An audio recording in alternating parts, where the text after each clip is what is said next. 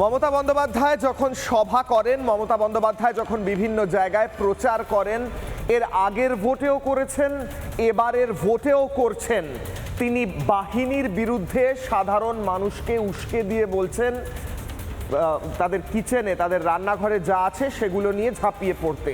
তিনি বলছেন পুরুষরা পিছনে থাকুন, মহিলারা এগিয়ে যান, এবং তিনি কোড ল্যাঙ্গুয়েজে বলছেন বাকিটা কি করতে হবে আপনারা তো জানেন।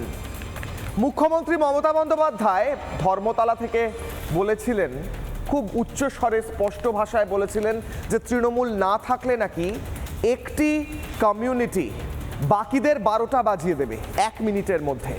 মুখ্যমন্ত্রী মমতা বন্দ্যোপাধ্যায় সাধারণ মানুষকে ভয় পাইয়ে এবং একটি সেকশনকে, একটি কমিউনিটিকে, একটি গ্রুপকে উস্কে দিয়ে কি পেতে চাইছেন? হিংসা। পশ্চিমবঙ্গে হিংসা ছড়াতে চাইছেন মমতা বন্দ্যোপাধ্যায়? প্রশ্ন উঠছে। মমতা বন্দ্যোপাধ্যায়ের কয়েকটা বক্তব্য আগে শুনবো, তারপর আজকের অগ্নিবারের দিকে এগোবো। দেখুন। আমরা আছি বলে না আপনারা সবাই ভালো আছেন,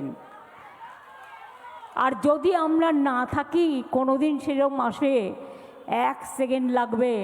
একটা কমিউনিটি যখন জোট বাঁধে না, ঘিরে ফেললে 1 সেকেন্ডে দেবে একদম 12টা বাজিয়ে।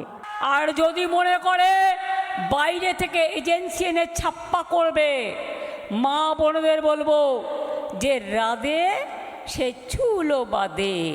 ছেলেদের পেছনে রাখবেন, আপনারা সামনে থাকবেন, আর কি কি দিয়ে কি করতে হয় আপনারা সব জানেন, আমাকে বলবার দরকার নেই। বিজেপি ইলেকশনের পরে পিঠে পোস্টার লাগিয়ে ঘুরবে, আমি বিজেপি করি না, আমি বিজেপি করি না, আমি বিজেপি করি না। আমাদের শুভবুদ্ধির উদয় হোক, এসব করতে যেও না। নির্বাচনের পরে পোস্টার লাগিয়ে বলতে হবে আমি বিজেপি করি না, আমি বিজেপি করি না, আমি বিজেপি করি না। নির্বাচনের পরে পোস্টার লাগিয়ে আমি বিজেপি করি না বলতে হবে বলছেন মমতা বন্দ্যোপাধ্যায়। আচ্ছা, যদি কেউ সেই পোস্টারটা না লাগায়, সেই পোস্টারটা না লাগালে কি হবে?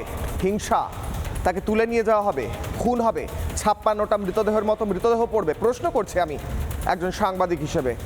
নানা ধরনের কন্টেন্ট দেখার জন্য লাইক করুন, শেয়ার করুন আমাদের ফেসবুক পেজ, সাবস্ক্রাইব করুন আমাদের ইউটিউব চ্যানেল। পাশাপাশি অন্যান্য ব্রেকিং নিউজের জন্য অবশ্যই চোখ রাখুন রিপাবলিক বাংলায়।